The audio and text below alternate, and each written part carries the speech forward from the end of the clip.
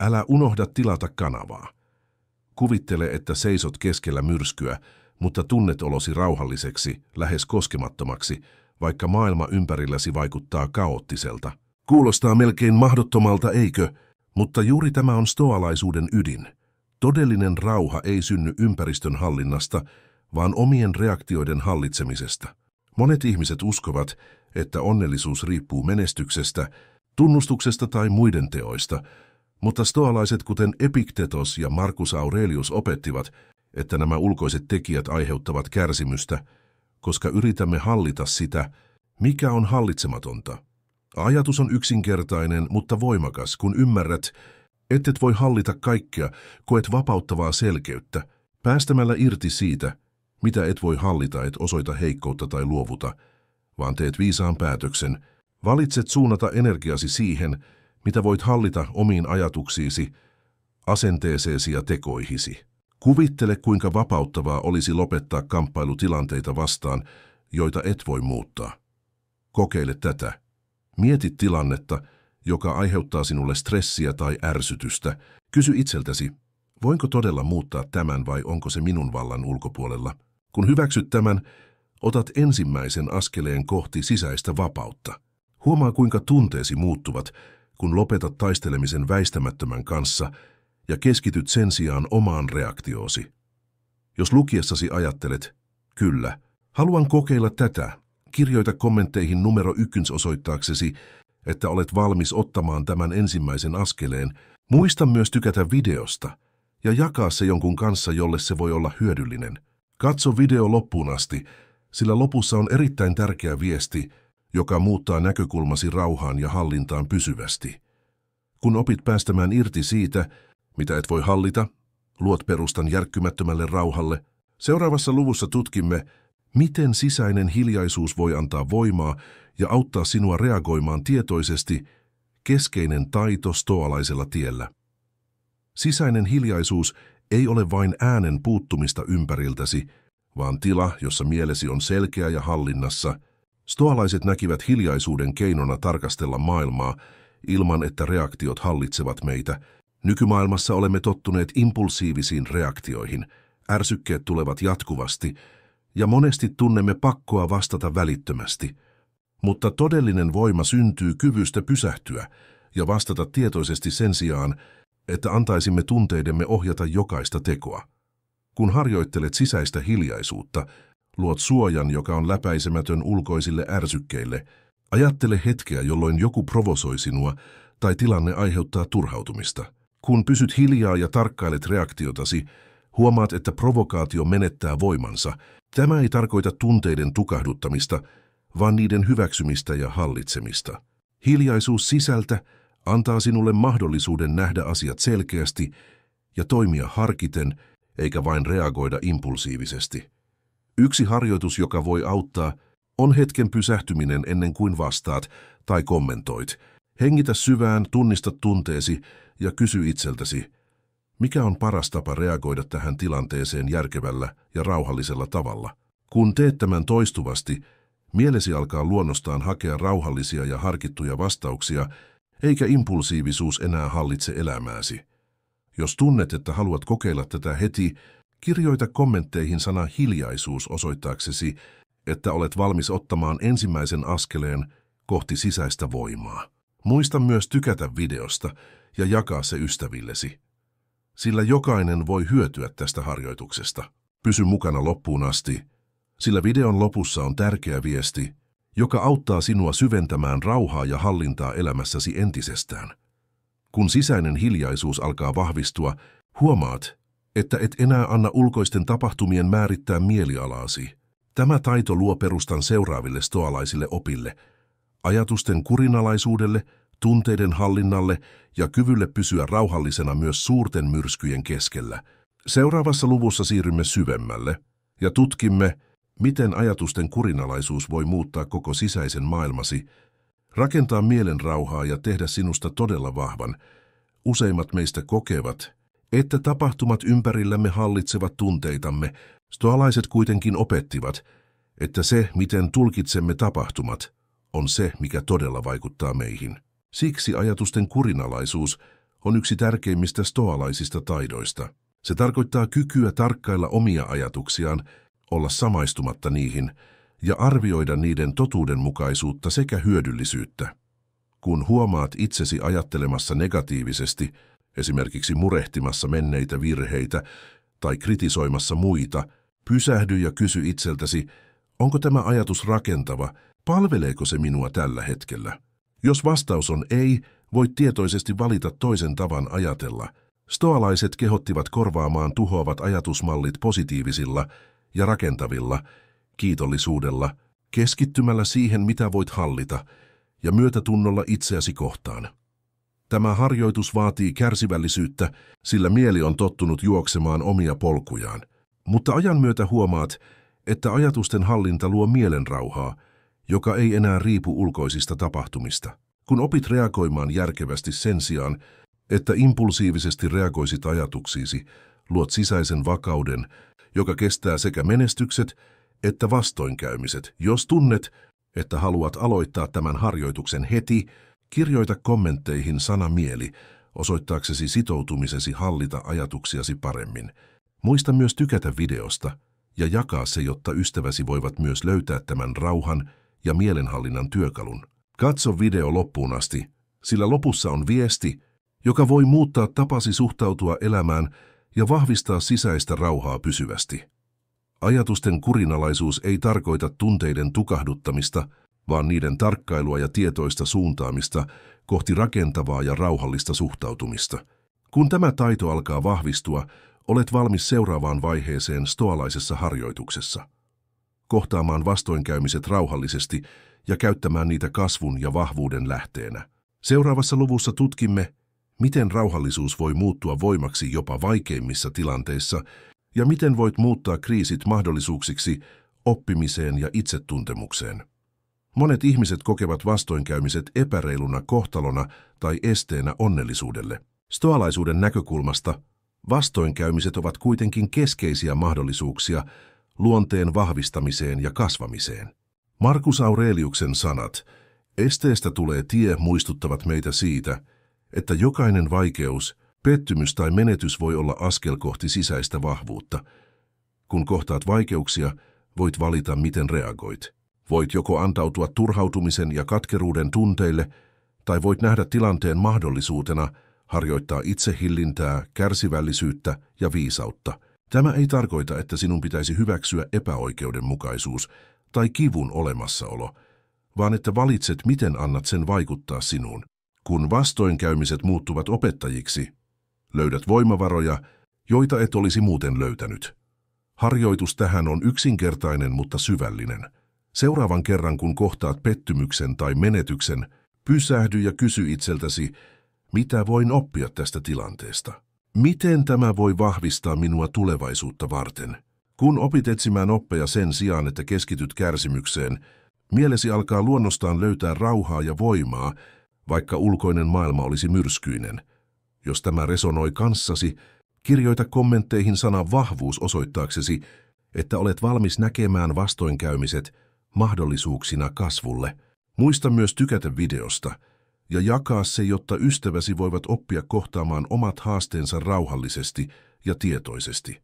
Katso video loppuun asti, sillä lopussa on tärkeä viesti, joka voi muuttaa tapasi suhtautua vaikeuksiin ja elämään pysyvästi. Kun opit reagoimaan vastoinkäymisiin rauhallisesti ja tietoisesti, et ainoastaan säilytä mielenrauhaa, vaan alat myös muuttaa vaikeudet voimaksi. Tämä valmistaa sinut seuraavaan vaiheeseen stoalaisessa harjoituksessa.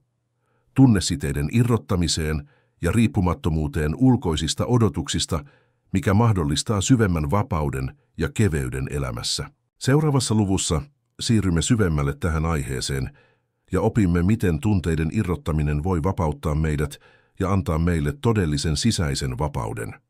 Monet sekoittavat tunteiden irrottamisen kylmyyteen tai välinpitämättömyyteen, mutta stoalaisuudessa todellinen tunteiden irrottaminen tarkoittaa aivan muuta. Se on kykyä rakastaa, olla vuorovaikutuksessa ja elää täysillä sisältä käsin ilman, että arvomme tai onnellisuutemme riippuu muiden hyväksynnästä tai tunnustuksesta.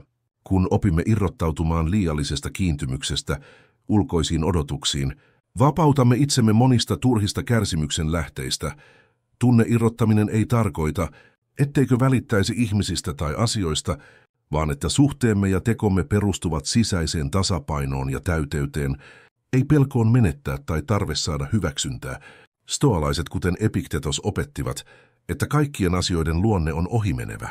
Kun ymmärrämme tämän, voimme päästää irti ihmisistä, tilanteista tai odotuksista, jotka eivät enää tue hyvinvointiamme, ja tehdä sen rakkaudella ja kunnioituksella itseämme kohtaan. Harjoitus tähän on yksinkertainen, mutta voimakas.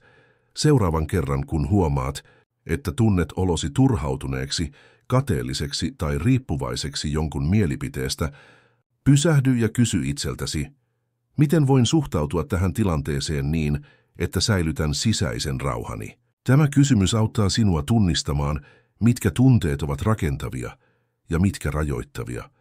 Jos tunnet haluavasi kokeilla tätä heti, kirjoita kommentteihin sana vapaus, osoittaaksesi sitoutumisesi harjoitukseen ja halusi vahvistaa sisäistä rauhaa. Muista myös tykätä videosta ja jakaa se, jotta ystäväsi voivat hyötyä tästä voimakkaasta harjoituksesta.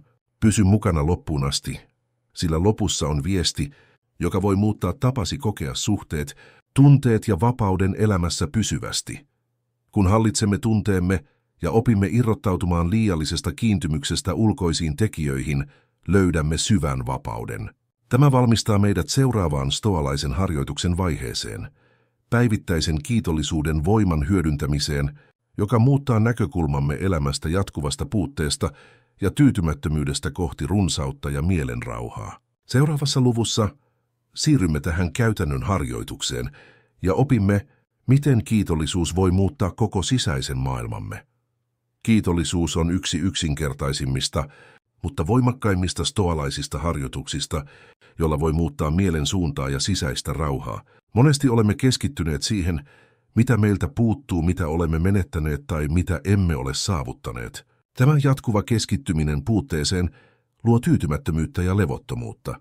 Stoalaiset, kuten Marcus Aurelius, opettivat, että päivittäinen kiitollisuuden harjoittaminen auttaa muuttamaan fokuksen puutteesta runsauteen ja tyytymättömyydestä rauhaan. Yksinkertainen tapa aloittaa on luoda aamurutiini, jossa pysähdyt hetkeksi ja mietit asioita, joista olet kiitollinen. Ne voivat olla pieniä ja arkipäiväisiä. Aamukahvi, lämmin suihku, ystävän hymy tai se, että hengität raikasta ilmaa. Tärkeintä ei ole, kuinka suuria asiat ovat, vaan se, että huomaat ne ja annat itsellesi luvan tuntea kiitollisuutta. Tämä ei kiellä ongelmia tai vaikeuksia, vaan asettaa ne oikeaan perspektiiviin, estäen liiallisen kärsimyksen ja ankkuroimalla mielen tähän hetkeen. Voit kokeilla myös iltarutiinia. Ennen nukkumaan menoa mieti päivän tapahtumia ja etsi vähintään 3 asiaa, joista olet kiitollinen. Tämä harjoitus auttaa sinua näkemään elämän täynnä mahdollisuuksia ja arvokkaita hetkiä, vaikka ulkoinen maailma olisi epävakaa tai haastava. Jos haluat ottaa tämän harjoituksen käyttöön heti, kirjoita kommentteihin sana kiitollisuus, osoittaaksesi sitoutumisesi ja halusi vahvistaa mielen rauhaa.